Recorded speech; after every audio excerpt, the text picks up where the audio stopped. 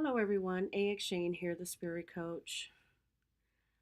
I just wanted to do a video to talk about some of my own personal experiences with certain individuals and how they become learning lessons for myself.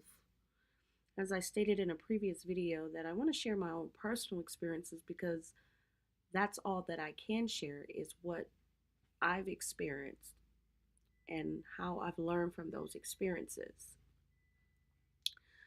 And I do want to apologize if you guys hear a lawnmower in the background or my garage going up. My prayer room that I'm in now is actually sitting directly over our garage. And because my husband's outside mowing the lawn, bless his heart, he's going in and out of the garage. So you may hear it a couple of times, so my apologies. But I do want to go ahead and just do this video because it's on my heart right now. And I just want to talk about it.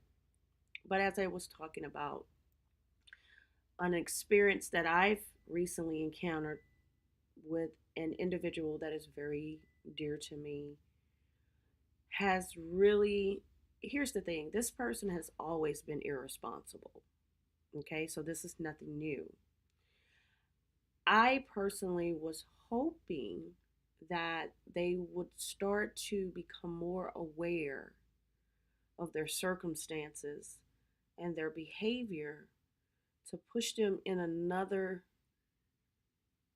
level in their lives so that they can start becoming more responsible, or should I say, a more responsible individual.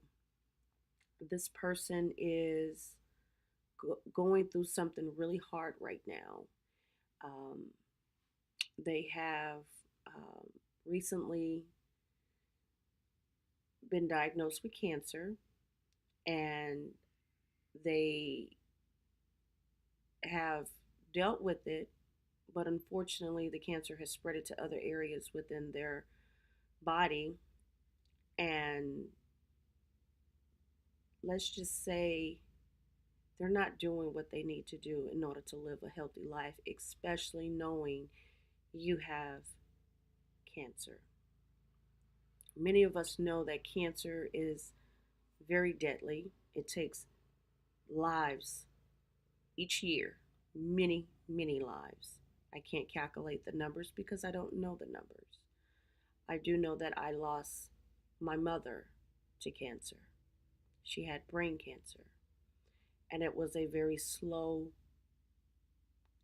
process of watching her slip away.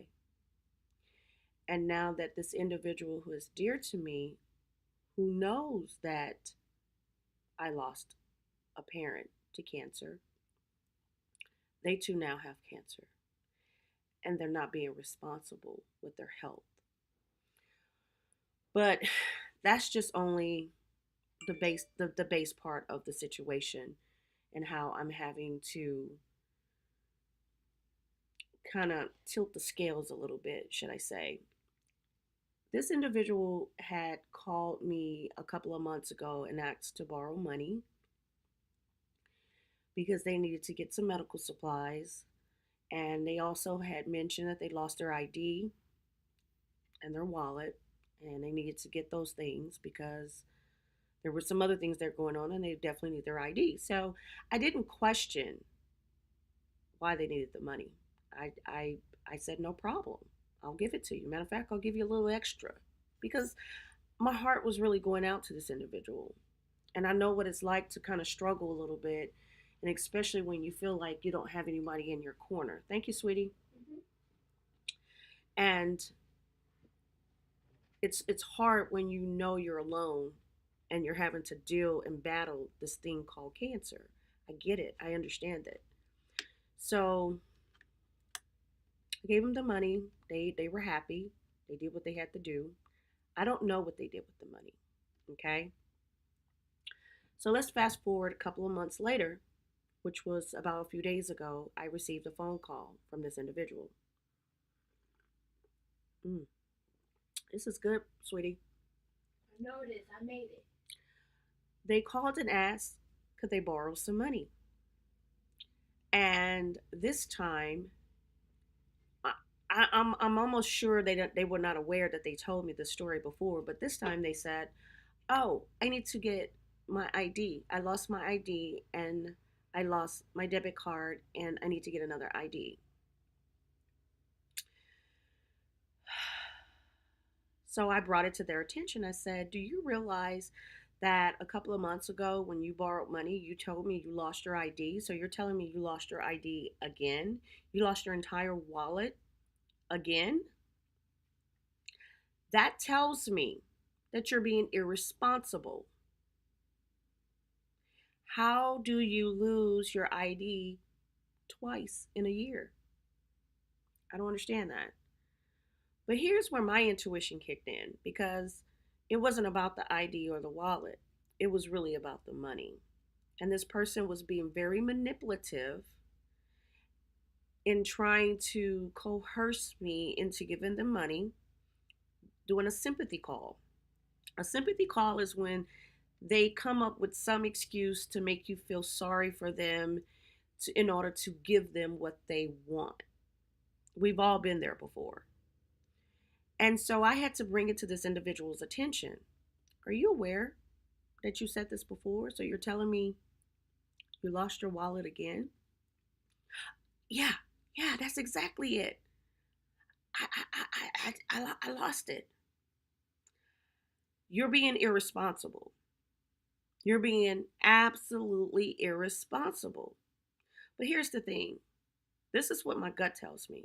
This person is not using the money to get their ID. I'm sure their ID and their wallet is tucked real nicely in their pockets.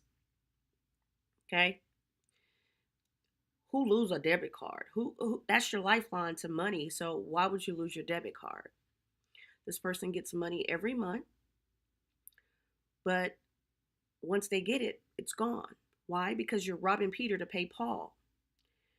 You have to borrow money from people, and then when your money do come in, you're too busy paying folks back. Thus, you're broke again. And you repeat the cycle over and over of borrowing money and paying people back. Some people are probably not even getting paid back. And that's the honest God truth. I'm one of them. Okay? Now, when I gave that money to this individual a couple of months ago, I wasn't expecting the money back. I was not. And I'm fine with that. But when you call me up again and ask to borrow money again and say, "Oh, I'll pay you back. I'll pay you back," knowing you can't, you're insulting my intelligence. That's how I look at it. And it becomes an issue for me because, again, this person is so dear to me. I love this person with all my heart. And it saddens me that this person is not waking up to the truth of who they are and where they're going. They are not taking care of themselves.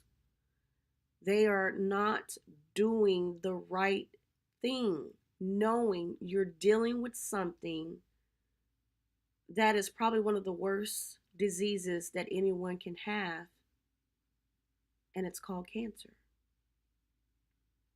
But instead, you choose to take your money and borrow money so that you can continue to indulge in your addiction of alcohol. You continue to drink yourself to death, thus creating more problems with your health.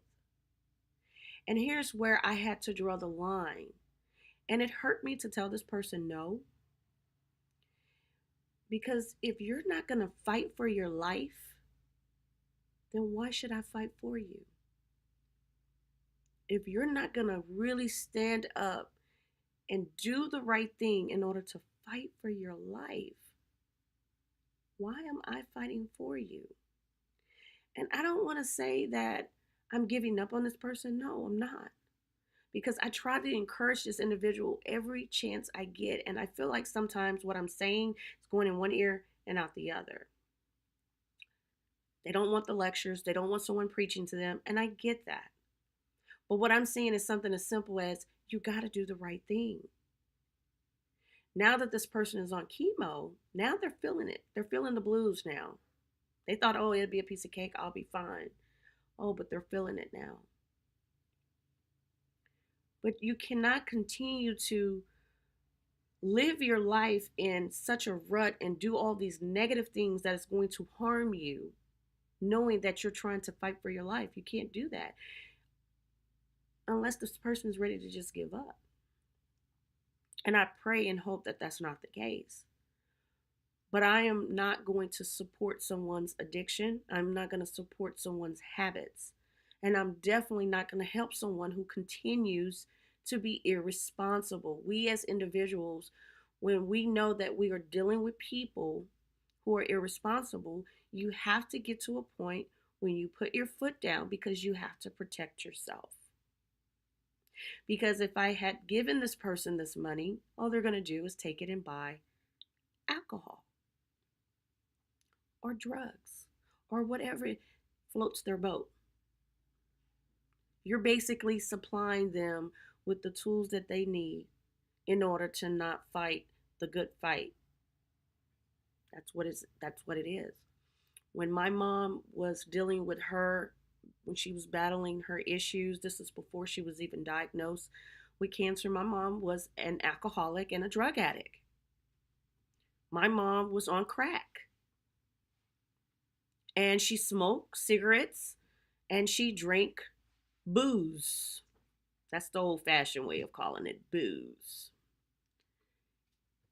And it got to a point where anytime my mom was around me, she asked for money. She wanted me to buy her a pack of cigarettes, go buy her a 6 pack of beer, go buy her this. No, I had to finally say no. Now I'll buy you some food. I'll stock your refrigerator up with food if that's what you want. But I will not buy you alcohol. I will not buy you cigarettes. I won't do it. And I stopped. She got upset with me. And it got to a point when eventually she figured it out. Now, yes, I'll probably buy her some food, but she'll turn around and take the food and sell it. It was that bad. But I lost my mom, and she's no longer here.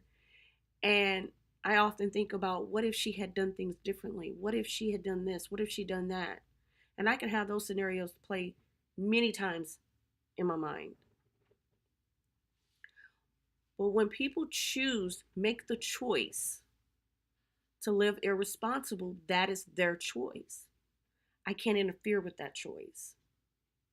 I can only love them from where I'm at, give them encouragement, the love and support that they need. I'm here for them as much as they need me. But I will not become their bank. Cannot do it. Especially when I know that they're dealing with something such as cancer. Can't do it. And this individual has been very irresponsible throughout their entire life.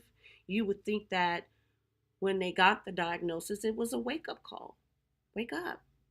God's trying to tell you something here.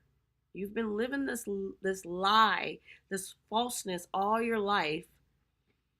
And now all of a sudden there's this wake up call. And you still won't answer the call because you're being stubborn. Because you want to do what you want to do. Because you love your addiction more than your own life. And it becomes sad. And it becomes a disappointment.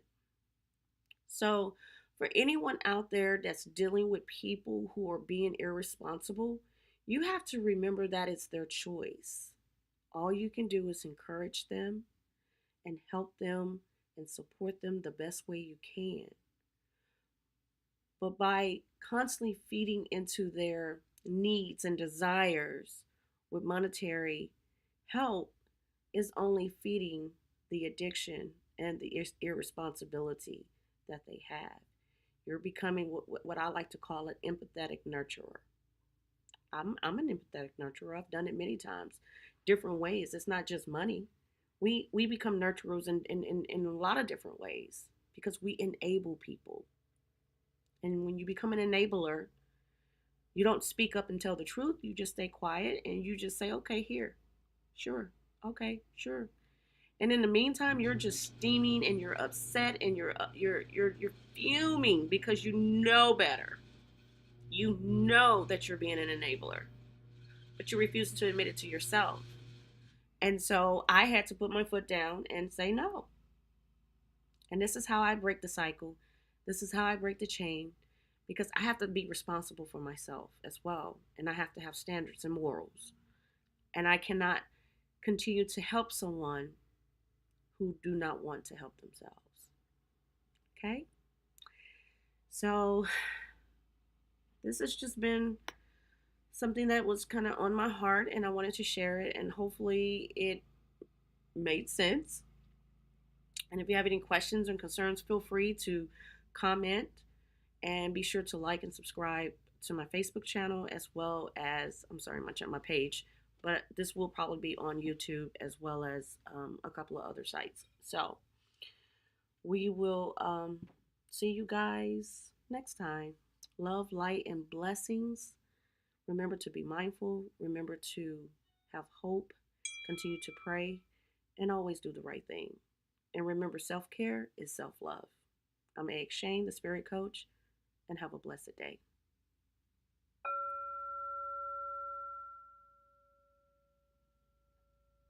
Butterflies.